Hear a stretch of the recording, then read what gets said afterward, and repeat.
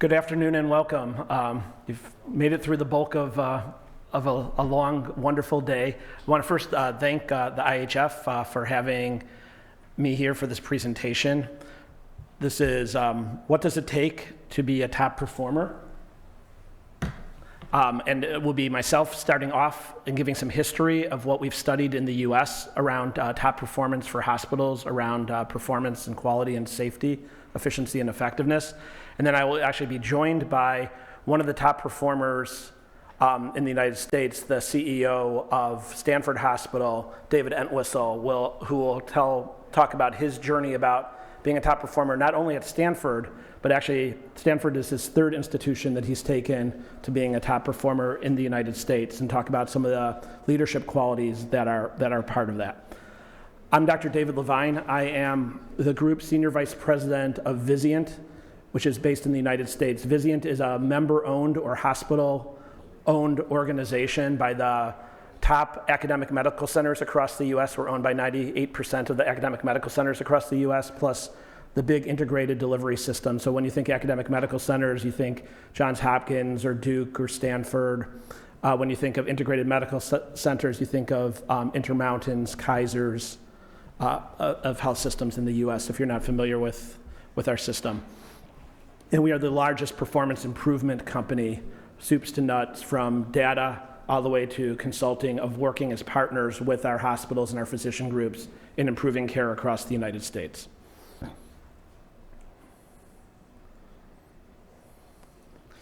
So, although Vizient as a company has only been around for 5 years, the companies that came together to form Vizient have been around for over 30 to 40 years, working on top performance. And actually, the part of what I'm going to talk about today came from the academics through an organization called University Health System Consortium, which became part of Vizient, which was all the academic medical centers across the US.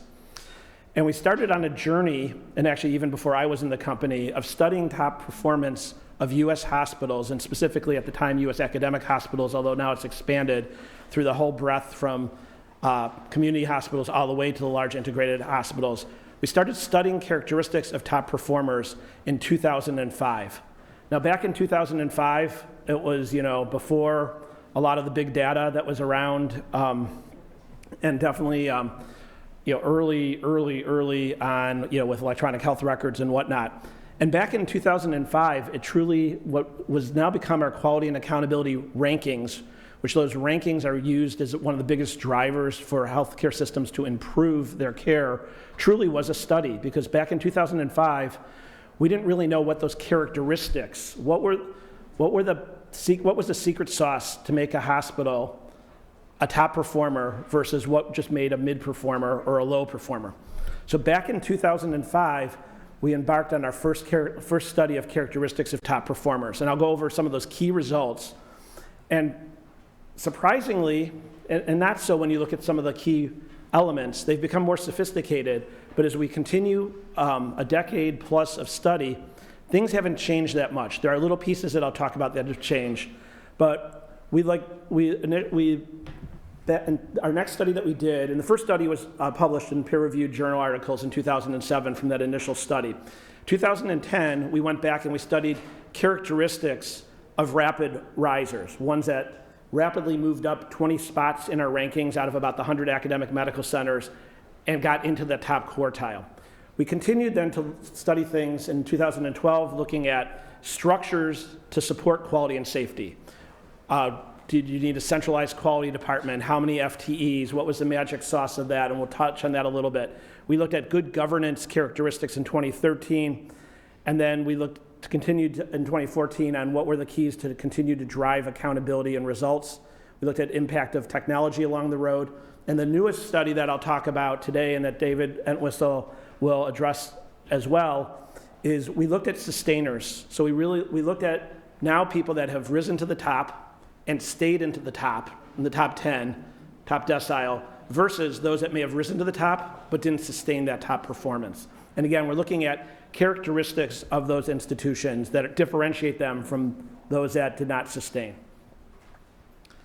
So why did some organizations succeed in constantly providing high quality care in 2005?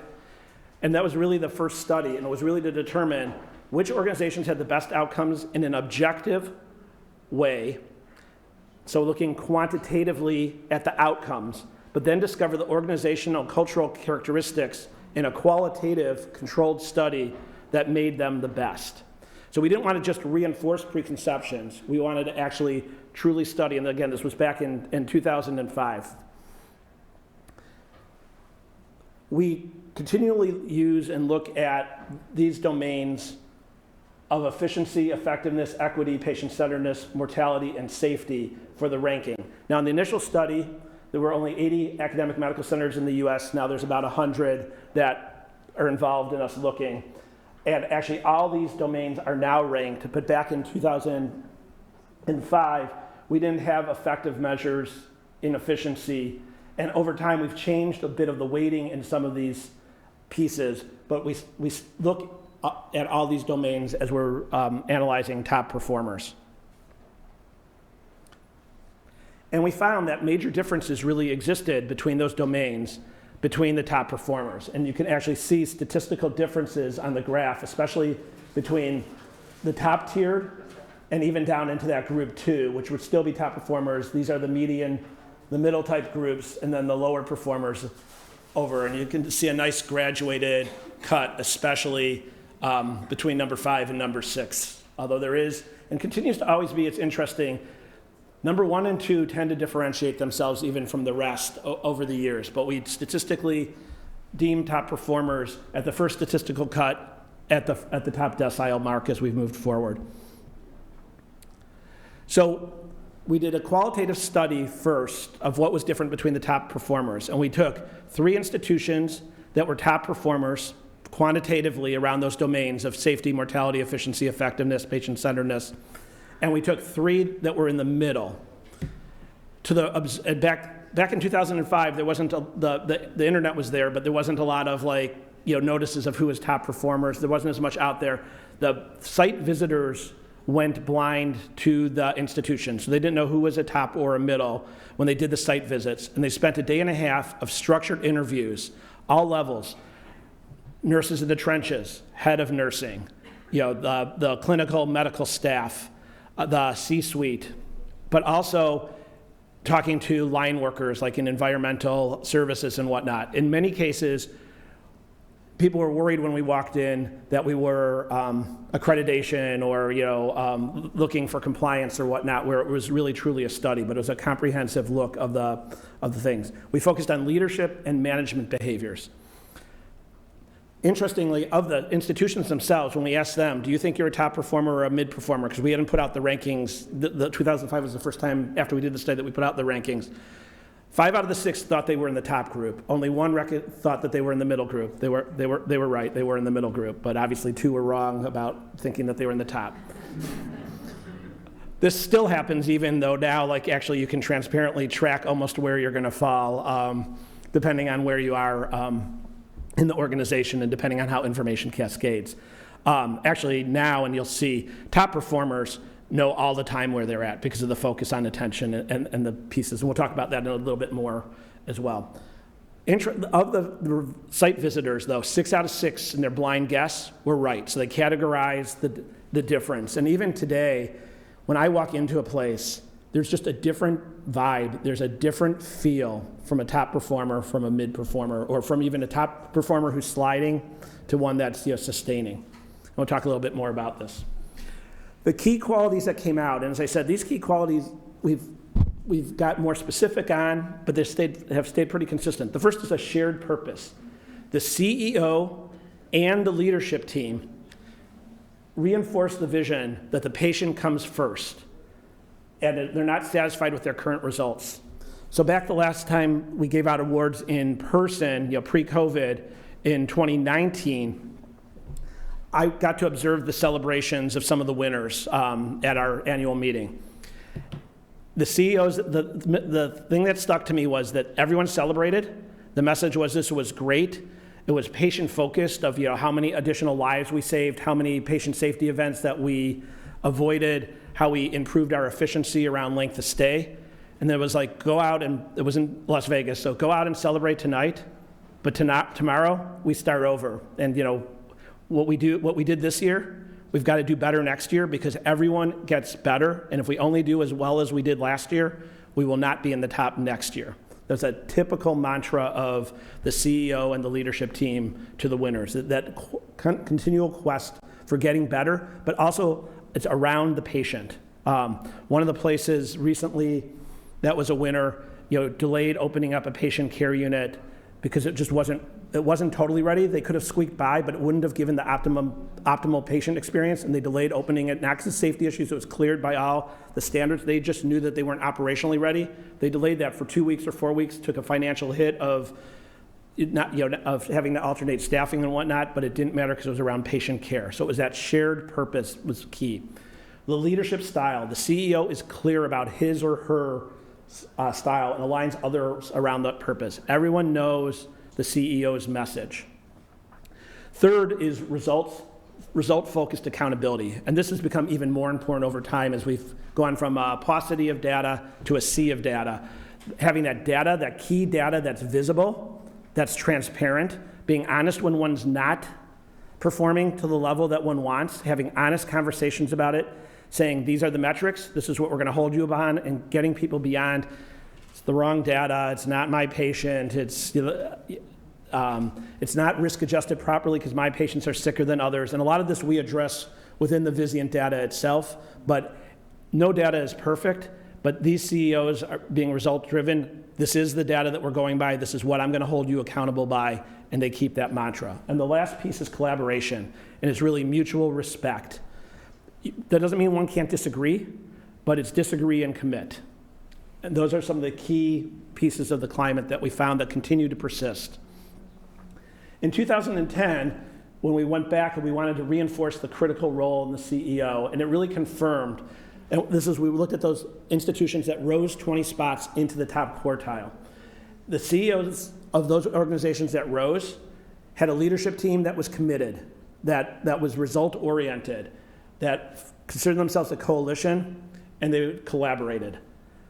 That capable leadership in 2010 was even more important than just the CEO. It was his or her team more and more that had to be on board. Although even in 2005, one had to have the team, but the CEO, the CFO have become more important between 2005, 2010, as well as the chief medical officer, less involved in 2005, much more involved in the chief nursing officer in 2010.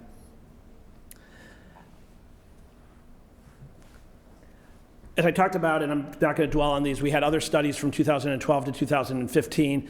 2012, we looked at quality structures. A lot of people were focused on centralized versus decentralized quality offices. In general, we found that top performers either centralized their quality or had a hybrid model where there was still the quality center of excellence that supported the high level of quality, but then had the hybrid approach that then there were still local quality units. The key, even in centralized though, is quality needs, and not top performers, was owned by everyone, and everyone knew their spot. An interesting story that I was visiting a place in that study, and I was on the elevator to a patient unit, and a patient transporter was in the elevator with us with an empty stretcher. It either was going to get a patient or it dropped off a patient, but we got off the elevator, myself and my colleague, and he said to me, the hand gel station is right over there. You need to, clean your hands. I paused for a second, and he's like, it's my responsibility to decrease the C. difficile rate at the hospital, and one spreads that by touching surfaces in the hospital. A patient transporter. So understanding people's roles, again, if you talk to the environmental and cleaning service, they would understand their role not only in infection control, but they would understand that role also around patient satisfaction. Because actually the people that clean rooms in the hospital tend to sometimes have as much interaction with the patient and family. And so that's the key that we came up with out of that study. No magic ratios, which frustrated everyone. Everyone wanted a magic number of 3 PI, performance improvement specialists to, X number of patients. We found really small, really powerful departments that did incredibly well, other large ones that did well. It was more around being results driven and really having that balance of center of excellence work done centrally, but with everyone taking on the work locally. We studied good governance in 2013, and that was really what we found is that hospitals that had boards that the board members selected, the ones that did best, had defined expertise, they were educated regularly, and they monitored quality results, and generally their meetings started and focused on quality versus on finances first. The first part of the meeting was on quality. We continued to look on EMR impacts and how you sustained results. Generally, what you got out of it is that as long as things were prioritized around patient care, that made the biggest effect. And that standard, and during that time of 14 to 15, people were into completely customizing their electronic health records. We found that people that sort of backed off all the customization and used more of the standard out of the box with minimal customization, one, helped them as they were starting to become bigger health systems and being able to have the same system across, but actually had better effects that people over-engineered their EMRs and made them overly complicated and not got what they needed. And so there was a huge rollback in customization to standardization of EMRs. The only other piece is, with their EMRs, a dedicated physician involvement and nurse involvement, but especially physician involvement in this case of their EMRs, that it fit with workflow, had best success. So the latest thing that actually you are the first to hear, the results of, and actually back in the States, they'll hear about it next week at our conference, is some of the results of sustaining top performance. So now we're looking at the unique behaviors and practices of organizations that have been able to sustain top performance over a long period of time. So similar to that first visit back in 2005, myself, Julie Cerise, who was supposed to be here at this conference and unfortunately due to some personal issues was not able to come and join me today, and Gina Futrell. Julie and Gina are both nurses by background. I'm an emergency medicine by background, and all of us have worked actually in the clinical care area. I still do actually for a number of years before coming over to the side of performance improvement and data. We visited the 3 sites that were top sustainers, and the 3 sites that actually, those we were able to visit pre-COVID completely. We were unfortunately had to do more video and interviews of the 3 sites that were mid-performers because of COVID and regulations and restrictions of visiting hospitals. But we had open-ended interviews with executives, clinical leaders, board members, quality safety staff, faculty, physicians, and nurses. And we spent special attention to involve individuals that knew the organization's expertise over time. And in some cases, we interviewed people that had left the institution, moved on to other institutions, or retired to both understand what happened in the transition and what happened under their tenure. So we identified actually 5 top performers, of which we went to and visited 3. So it was Mayo Clinic, and it was the main Mayo Clinic in Rochester,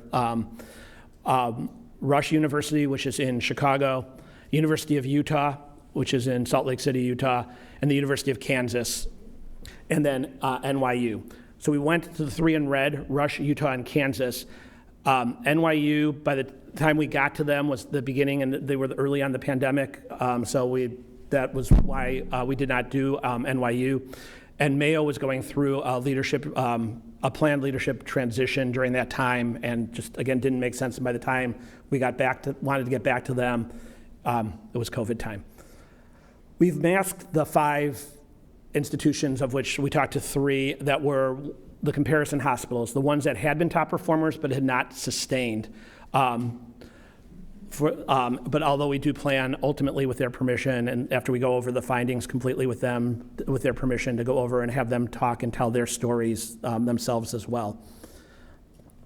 So we wanted to look at, and one of the last criteria, the ones on the left, you had to have 9 to 10 years out of the last 10 years being in the top.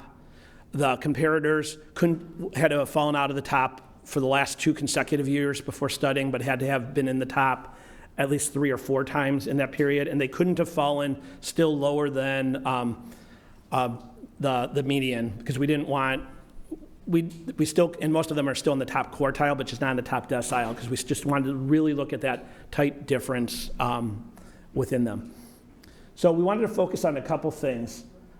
And actually, as I said, you walk into these institutions and there's a palpable intensity difference. And we really focused on a couple of different things. People, especially the leaders, the physician, and the staff. We interviewed people from the board of directors. We looked at their processes, and we had them submit a number of their processes. It was a bit like an accreditation type visit for that piece of the document sharing that they gave. We looked at decision-making and how they make difficult decisions, and looked at consistent goals and reliable metrics.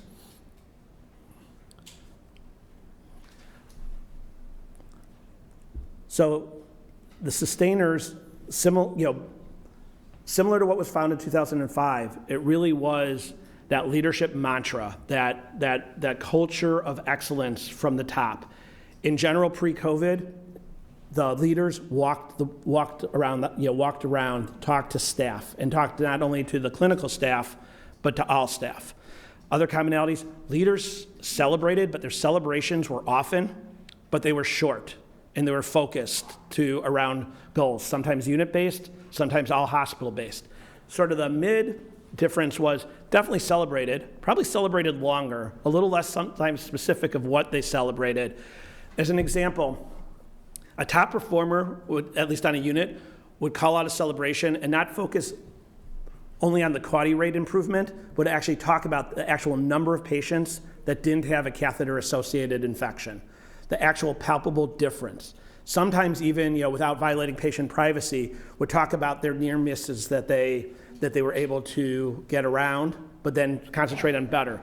The non-sustainers would talk about that improved quality rate, but it sort of sat at that rate. And they might say that, okay, we're better than, we're now in the top 10 in this metric. But the metric never translated to that patient level or why it was important.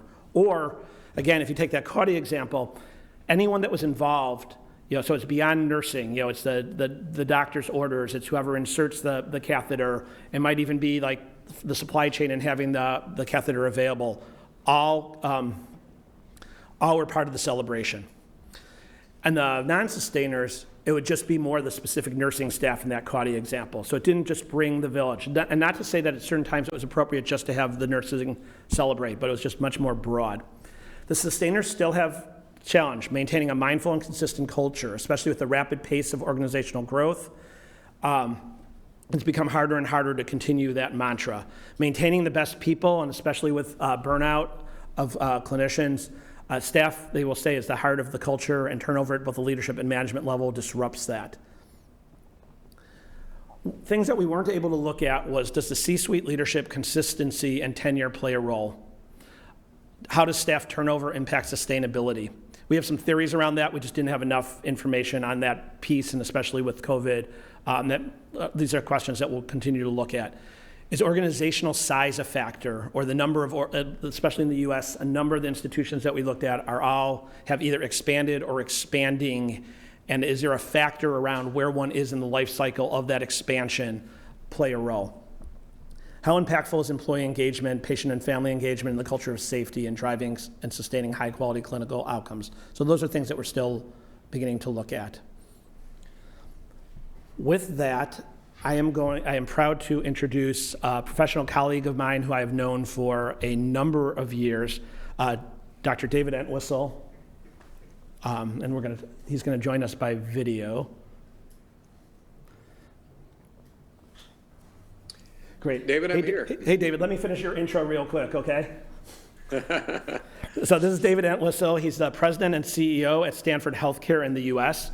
David's been at Stanford since 2016, where he's championed the strategic plan that is bringing Stanford Healthcare, Stanford School of Medicine, Stanford Children's Hospital through a common strategic vision and agenda that runs through 2025. And if you know anything about US healthcare, even just aligning the medical school, and the medical education component, and the hospital care component, that in itself is enough to bite off, but then also unifying sort of their standalone children's hospital with their other hospital. If David hadn't been busy enough, and actually timing probably worked out incredibly well, David championed the completion of the brand new Stanford Hospital that was opened in November 2019. So if you think of timing, in the nick of time. How I've been honored to work with David over the years is, as I said, David has helped bring Stanford, this is the CEO, as a top performer, but this is his third his third institution, at least, where he's been instrumental in bringing top performance. Before Stanford, he was at the University of Utah. Proud to say that what he's helped set up at the University of Utah, as you saw from the talk, is one of the institutions that David's been gone for a number of years now, has continued to sustain top performance. And then also before that, David was the chief operating officer at the University of Wisconsin, which he also helped bring to top performance status. So with that, David, I'm going to sit down and give the floor to you. All right. Thank you, Dr. Levine. I appreciate being able to be here. And I will say it's an honor to be part of this program today. And I'm humbled to be part of it. And I appreciate, David, you pointing out some of the things that we've done. What I hope to do, and I'm going to share my screen here, and some of the work that has actually been taking place from what we have been doing, and I hope to just be able to provide a bit of an input in terms of some of the things that we're working on and doing. If you look at performance over time, and I think one of the things that I like is, what are the things that we're doing to really sustain performance across organizations? I'm going to take a little bit of perspective, and I'll share with you a bit of the things that we're working on specifically and where I've been. As David shared, this is some of the places that I have been. I particularly want to talk about what we did to sustain some of the performance and create the performance at the organizations. I will say on the front end, though, each organization is different. You're going to have your own culture, your own ways of doing things. And so I don't want to say this is the perfect template for how you do this. I just want to give you our ideas, things that we worked on and did, so that you might think of applications at your own organizations in terms of some of the things that you want to work on and do. I'm going to hit on Utah's journey because I think David shared a little bit of that, and maybe I'm giving you a little bit of an innuendo into where Utah ended up this year, but they have been in the top 10 years, or the last 12 years, they have been in the top 10 of performance. And we look at both at University of Utah when I was there, University of Wisconsin, and also Stanford, is how is that top decile, or the 5-star as David showed on the trend rating, how do we as an organization push toward that? It's a little bit challenging when you think about, hey, I'm going to hit number one, and we hit number one in Wisconsin, we hit number one in Utah a couple times, but it's difficult to think about that piece. So we really strove toward looking at what is our top performance. That's the same perspective that we've taken here at Stanford. I'll also share a little bit about where we started at University of Utah. This is specific to their numbers. And there's two pieces that I'm showing you here. One is, because David said, as we agree, it's about the patient. These quality scorecards, these metrics are great. There is a futurist here in the US calls Ian Morrison, they're great merit badges. But the reality is we're not chasing a merit badge. We're not chasing a prize. What we're chasing is better quality for our patients. And as you have that in your organization, as you, again, engage your physicians and faculty, they don't get excited about a quality scorecard. What they'll get excited about is, are we providing a safer environment for our patient? Part of that safer environment is the experience that they had. And so there's two things that I'm looking at here. One is the patient experience as perceived by the patient. And as you can tell, when we began part of our journey in 2009, these are the providers that were scoring in the top 50%, or again, in the top 10%, as you look at the orange graph, these are providers that were in the top 10% of their peers in the nation. If you look at the red, these are the providers that were in the top 1% of their peers. And we knew within the hospital there was some work that we did, and we brought our patient experience scores up, but we also knew that there was work with the faculty. And I'm going to give you a specific example later, and that's why I use this. But look at the difference over time, and again, getting our faculty and our physicians excited about this work. The other piece is look where we started on our quality rankings. This is something that was very tangible to us. So how do we make the changes in organizations? How are we going to do the things that are pertinent there? You've seen this slide before, but there's no doubt as you think about your organization, and this has got to be hardwired into your culture. This has got to be something that you're about. This is something, change will come and go, leadership will come and go, shifting of priorities will come and go, turnover in your team will come and go. How do you make sure that what the observable output is, so that may be this quality scorecard that you choose, whatever that may be, and I would say you as an organization with your physicians, you've got to choose that. That's got to be an important process that you go through, because in that, everybody will get behind it. At the same time, though, what is the old organizational culture underneath that, that quite frankly is what's going to drive your ability to deliver on that? And I would actually say that that ability to have the sustainability over time, that's what is going to be an important aspect of what that culture is to achieve. And there is no one size fits all, as I was sharing, but how do you create that culture that's going to create that sustainability? So if there's one slide you take away from today, this is it.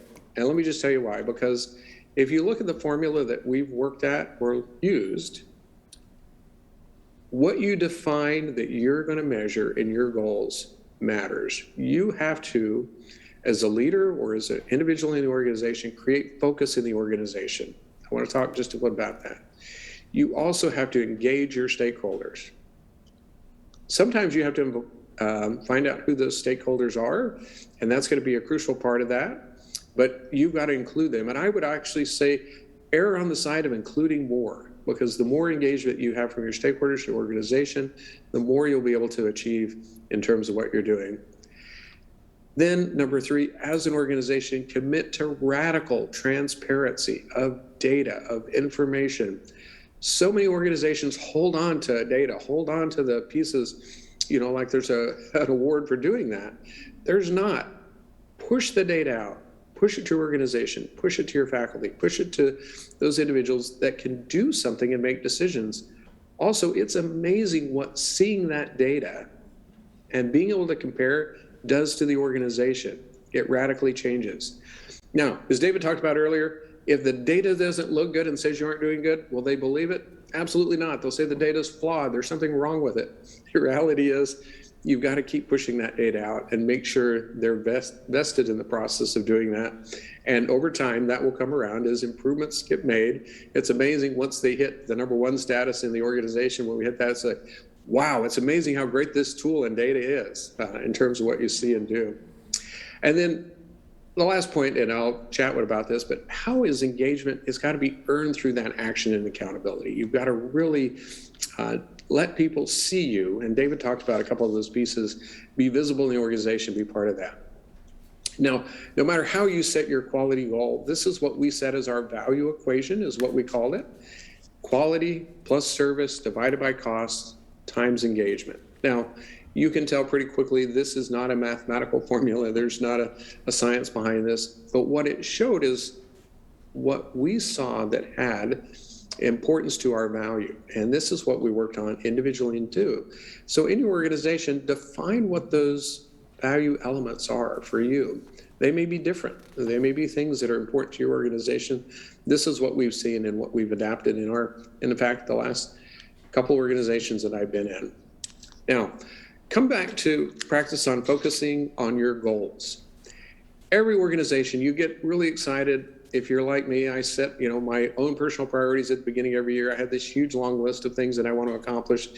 Was getting to the end of the year and getting 1 or 2 done. I will tell you, at University of Utah, very similar. This was a perspective that we had. This is 2007. This was right when I got there. I was excited about being the CEO of Utah. As you can see, I had all kinds of goals. In fact, we used all of the pillars that we had, and we put goals under each of those. At the end of the year, we got to the end of it, and we probably make progress in 2 or 3. But the reality is, it's frustrating, and you can't focus an organization on what's important. I will tell you, the next year, though, we actually put together 3 organizational goals. And you can actually see these 3 organizational goals on the right hand of the screen. These are the same ones that I had at the University of Utah, and these are the same ones that we have been working here at Stanford. What is the experience that the patient perceives as? What's the quality of the organization? And we use Vizient as that metric. Now, there's US News, there's Leapfrog, there's so many other tools. We chose Vizient because we felt like it was the most apt to clinical quality with the metrics that it used. And then, of course, we use financial strength. Those are the 3 goals that we looked at as an organization that we felt we've got to move the bar on these if we fundamentally want to change the way that we're doing things as an organization. And how do you practice that essentialism in what you do? And that's difficult to do, to narrow that down, but you've got to have the rigor as an organization to do that. At the same time, when we applied that here at Stanford, what I wanted to make sure that we also did is include your audience. The more folks that you can get engaged in this, the more you can get people excited, involved in this, the more that this will be more apt for you to be successful long term. And so see what those organizations are. As you can see here, we took advantage of electronic surveys. We took advantage of large work groups, putting together attendees that were in retreats, but allowed us to be able to get to a better solution and a better peer group to get folks involved and actually move them more quickly.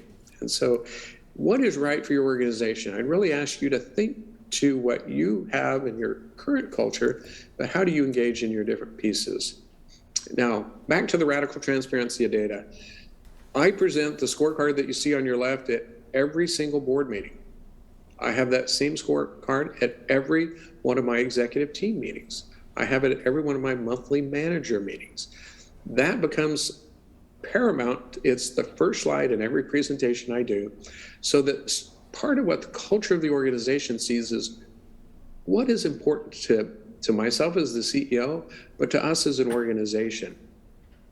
What gets attention gets done. And I will tell you that what's important for us is to create that attention to that focus. And so you can see also the same scorecard that I used at the University of Utah.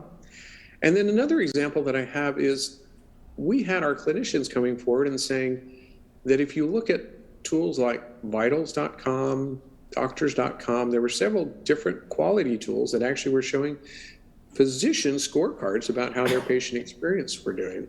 We actually chose a little bit different path, and in fact, we stood up and worked with the company that did our, basically administered our patient experience score.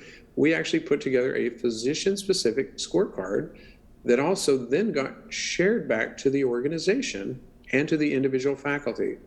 I can tell you, when you share physician data on their own patient experience with them compared to their peers within the organization, it gets a lot of attention. And I'll tell you, that was something that was important to us and what our faculty actually wanted to do.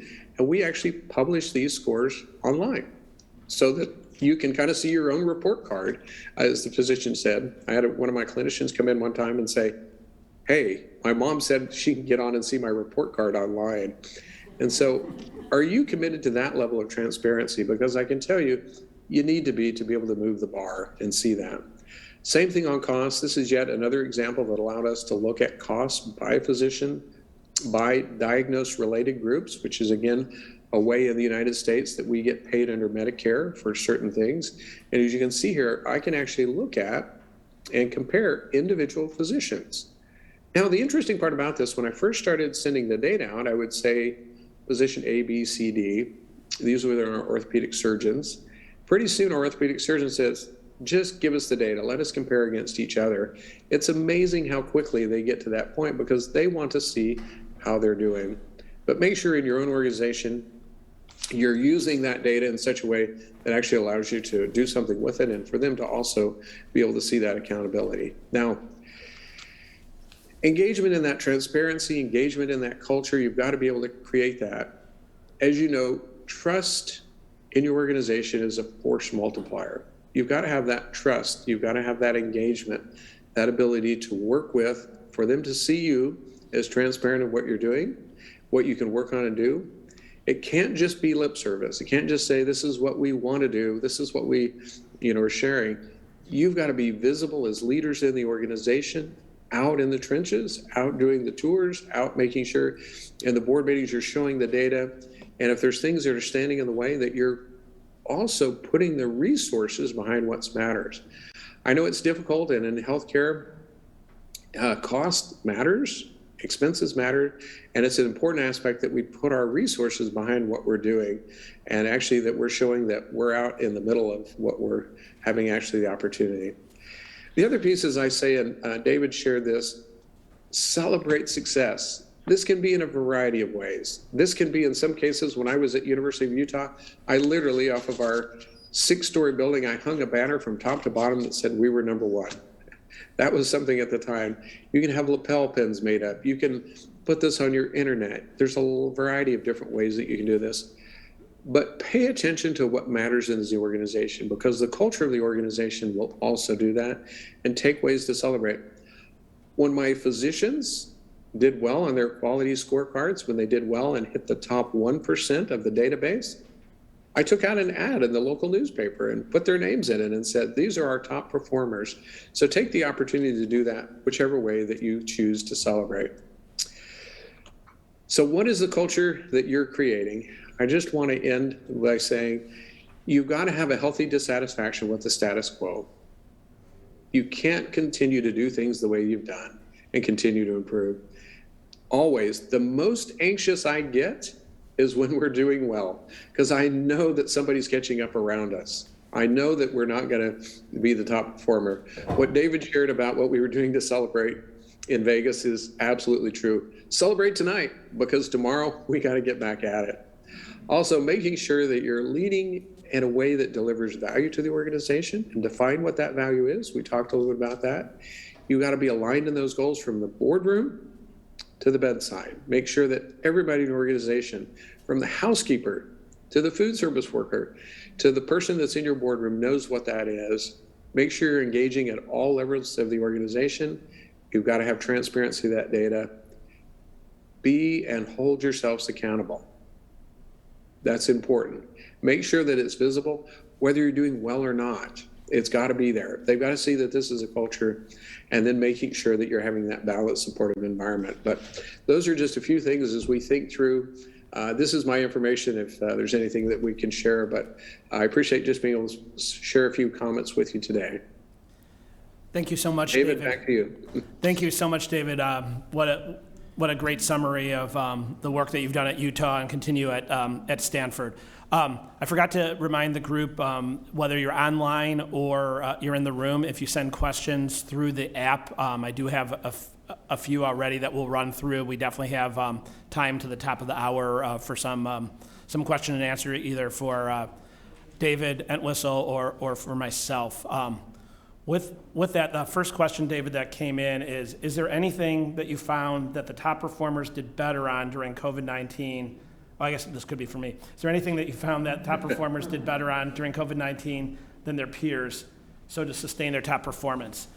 What I can say is that, not surprisingly, well, actually partially surprising, but also making me feel really good, is that top performers that were top performers pre-COVID almost completely remained almost universally continued to be top performers through COVID, through both a truncated ranking period in 2020 and now a full ranking period in 2021. So pretty much if you were set up at the top, you remained at the top.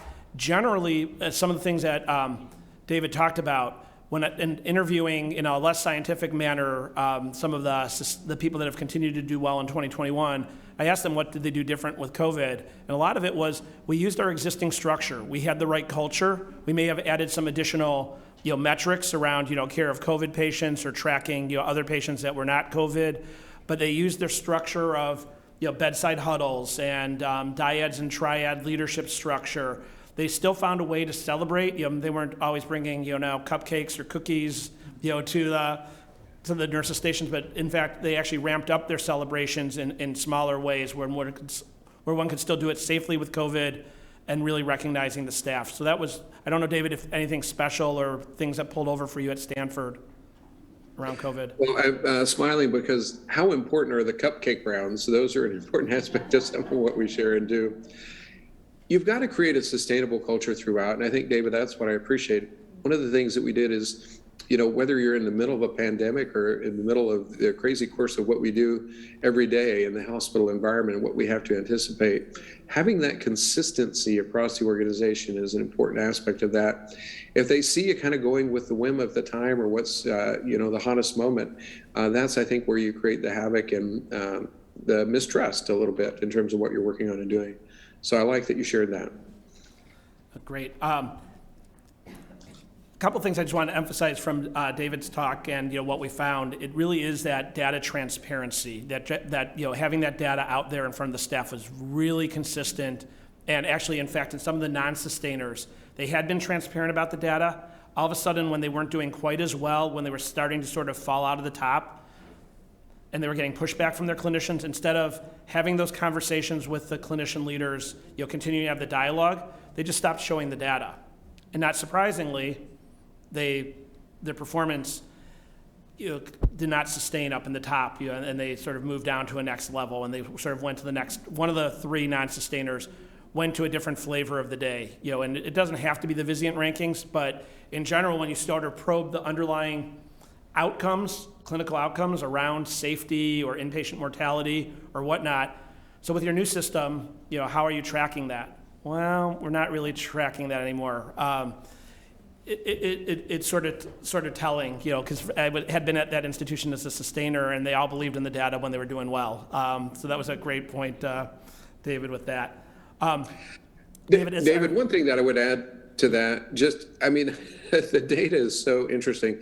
I will tell you, the first time when we had the opportunity to hit number one at Utah, and there weren't a lot of people that knew our faculty, quite frankly, what the Vizient scorecard was. And it was amazing because then they were out among their colleagues and their colleagues were congratulating them. Then all of a sudden they're coming back to the organization going, hey, what is this Vizient thing? Hey, we're excited about this. We're number one. It then created an engagement in the data. And we, even at Utah, as we ebbed and flowed, even though we stayed in the top 10, we ebbed and flowed. And that got the excitement of the faculty to compare that data set to each other. And also, when they weren't doing well, to know what it was that was causing those perspectives. But then they would also call their colleagues at other organizations as a result of that. So I think that's an important aspect. How do you just continue that energy around that? No, that's great. And actually, for those of you that don't know Vizient, Vizient, by being a member-owned organization that's really centered around improving the health care of our members, so it's the major hospitals across the U.S., there is transparency not only of the data that David talked about within one's own institution, but one can actually see their data compared hospital by name. So it's not, I want to compare myself against top masked performers. You actually by name. So I'm sure David at Stanford is still probably tracks the University of Utah, with Stanford being in California, probably tracks at least some of the University of California systems by name, and that's encouraged. And what's really exciting, and one of the reasons I left the hospital setting and taking care of patients on a day-to-day basis to working at Vizient, was to help people use that data to really improve, and as David said, reach out. And around clinical quality, the fiercest competitors in major markets, you take California, or you take New York or Boston, where there's a hospital on every corner in the city of Boston practically. Fierce competitors for patients, but when it comes to quality and how to improve quality of care, everyone's all in and working together. They will then advertise against one another and do other things, but around the quality, it's an amazing culture. And part of that is that transparency of that data, that culture of the organization, and then the drill down in the frequency of the data. And we talk about this as a one and done scorecard, but really one's able to track one's performance at a minimum monthly. And in fact, it's now you get quarterly updates as the year tracks. So it really should not be a surprise report card at the end of what you're gonna get. It's there. A question came through, is there any guidance that you would offer based on these learnings to non-AMC centered healthcare systems? That's a great question, and actually, as we came together as Vizient about 5 years ago, we took the shell of the academic medical center rankings, and actually now we have 4 additional cohorts, from the smallest being the community hospitals to large, complex, tertiary care hospitals, but are not actually academic medical centers. And then there's a mid group of comprehensive, sort of community hospital plus, pieces in that we've cohorted like hospitals together. We use the same ranking methodology, but we just cohort like hospitals. We don't allow hospitals to say, hey, I'm an academic medical center, or hey, I'm a community hospital. We have a quantitative formula of who goes into those cohorts, but the same culture of transparency, the same learning network, the same metrics are used for those. One of our 2 next studies, one we're going to actually be looking at health systems, and what we're finding is, in general, large health systems have winners in multiple categories. So it's not surprising that the AMC that's performing well, that like a Mayo Clinic as an example, not only is winning as the academic medical center, its two next biggest centers, the Florida and Arizona facilities, and then a couple of their community hospitals in rural Minnesota are all top performers. And so we're looking to study some of that and looking at the difference though of the standalone, and there are standalone small community hospitals that leverage this data in the same way. It's generally the same concepts, it's just scale. So yeah, at the database we have separate community models and academic models, too much to talk about today, but what's exciting about that is you can compare against anyone, and you're not confined to your cohort. We just make it easier out of the box for one to look at, to do like by like comparisons. So that would be the guidance I would say, but it's really the same piece of things. Do you have data sets for specialty hospitals and have specialty groupings to rank like with like? Excellent question. Actually, we do have, not with the big Crystal Awards yet, because we're still testing the metrics, but actually we have a pediatric ranking methodology for pediatric, and we have an oncology one as well for specialty hospitals, and those could be hospitals within hospitals or standalone hospitals in both oncology and pediatrics. On all these scorecards, there's a service line approach to them as well, where you can drill down to a service line or specific procedures or medical diagnoses within that too. So although you get the rolled up score in mortality, you're also gonna get cardiovascular or neurosurge as examples, or pediatrics. On the main scorecard that we've been talking about today, it does exclude pediatrics just because pediatrics varies so much in the academic medical center cohorts, but we do have a specific pediatric ranking as well. David, as our sustainer research shows, leadership appears to have an outsized influence on consistent quality achievement, yet no organization remains static. People come and go. Can you comment on sustaining quality during leadership transitions? What have you learned from your own experience? You know, what I would comment on, again, David, and I would use University of Utah as the example, I think it really comes back to what I was sharing about culture. What do you establish in the culture that's important for the organization? Because that needs to long sustain any changes in your CEO leadership. And I think one of the things that we worked on is to say, how throughout the organization do we pick the right scorecard? Do we get from the housekeeper all the way up to the boardroom member involved and engaged in that? So that it wasn't just seen as that, kind of idea du jour for the CEO, something they were excited about and, bolstering their resume, et cetera. But it was really something the organization bought into. We went through a lot of work making sure we had the right scorecard, picking the right metrics, making sure throughout the organization, in the manager's goals, in the director's goals, in the VP's goals, everybody had goals around how are we going to perform well in the Vizient data set. We saw those scorecards that again became very visible in the organization. That survived long past when I left the organization. In fact, the year I left the organization, they hit the #1 spot again. And so how do you make sure that culture is something that's transparent within that and that creates sustainability? It really is not about the leader. The leader will set the tone, will set the focus, but quite frankly, the leader needs to get out of the way and let the work get done. And so that's really how I would choose to look at it. No, that's great. And actually, interestingly, in that sustainer study, one of the sustainers was the University of Utah that said the initial rise was under David Entwistle's leadership as CEO, and on top of it, Quinn was your COO who moved with you to Stanford, if I believe right. So there was a large leadership transition, but Utah has continued to sustain. One of the non-sustainers similarly actually had a leader who led that institution to the top left, and they did not sustain. And a lot of it is, I think, the people and processes, as David said, in the culture that's been set up and sustained. In visiting Utah, they still talk about David, but they really also talk about the current leadership, and that the current leadership has put their own stamp on it, pieces, but kept pieces that are key. They still have a executive leadership scorecard that looks similar, but it's mature. It's changed with time and pieces and priorities, and that's the neat piece is that influence is there, but it's really setting up that whole culture around it as well, and it's the people around the CEO as well as just the CEO is what we found. Just a reminder, continue to send things through apps. I think that there is a question in the room though, so go ahead. Well, thank you. Carlos Negret, University of Utah, Director of Global Health. It's a pleasure to see you, David.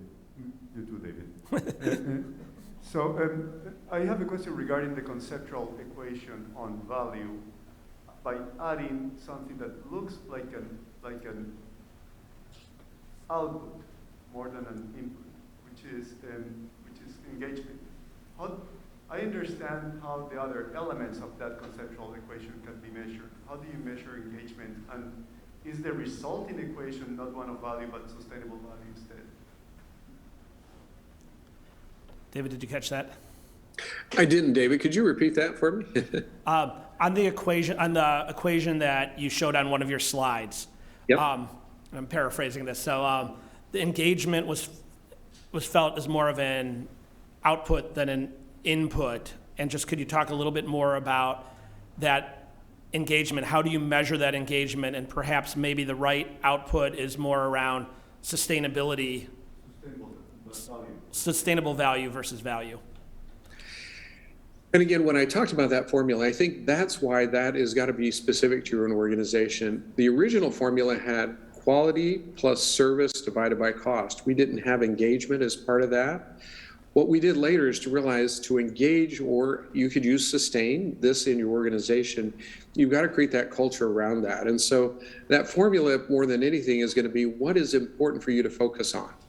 Now, we use at our organization, at Stanford here, we use a scorecard for our basically employee satisfaction, for lack of a better word, but we call that engagement. So we actually measure the engagement within the organization among our employees as a tone or kind of as a set point to say, how's the organization coming along in valuing what the organization is valuing. And so we use that a bit of a benchmark there, but that is in essence, having that engagement in the organization really is that action and accountability, or as you said, that really that ability to create sustainability in the organization.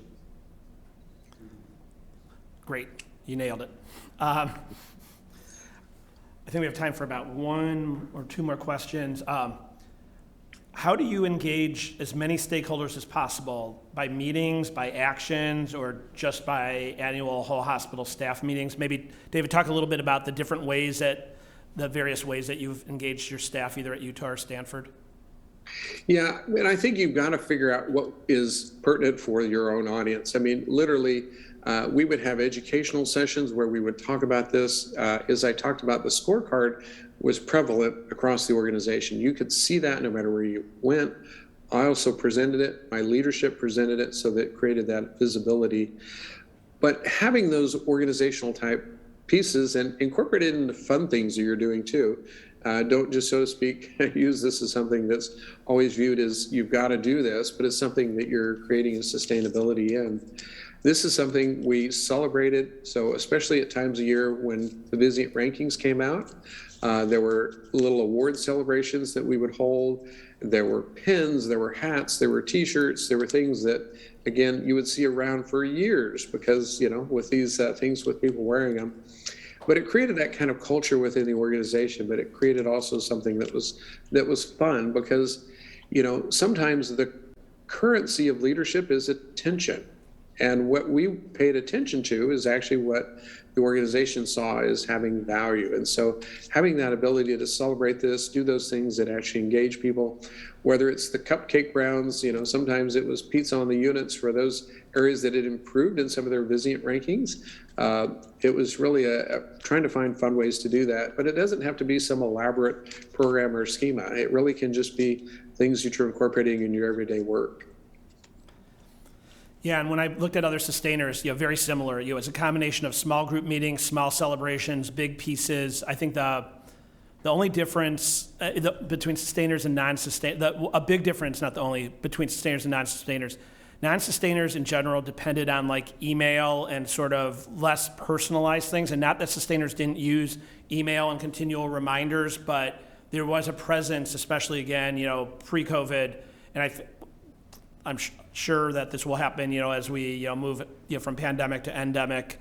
More and more we're starting to see our hospital leaders, more and more visible, and even through COVID, being visible. But that personal touch, and some use video successfully, but seeing a face and seeing how it means to a leader versus an impersonal email. Not that an email can't be effective, but we're all barraged by like emails and messages.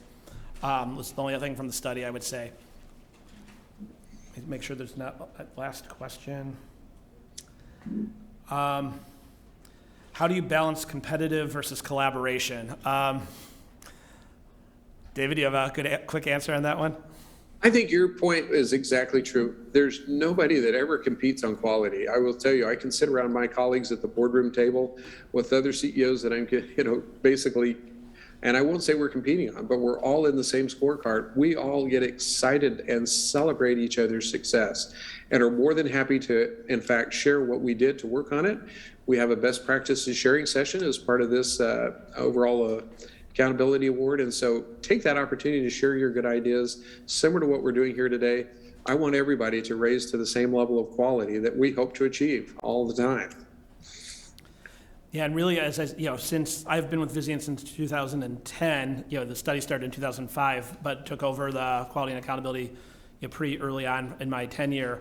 It really has been nice to see that continual improvement of that quality, because it really has been the biggest stimulator in improving that quality. And members, that use it, improve together. And it does get harder and harder every year. And that's good, because it means it's better for the patient. Because it's really measuring, quality outcomes. With that, David, I thank you for joining us. I'm glad you were able to join us live, although virtual. And I look forward to seeing you soon back in the States. Great. Thank you, David. And thanks to the audience for joining us. Yes, and for the audience, please share your key takeaways from the session and post it on the Congress app and on social media. The recording of this session will be available on the event platform in a few hours.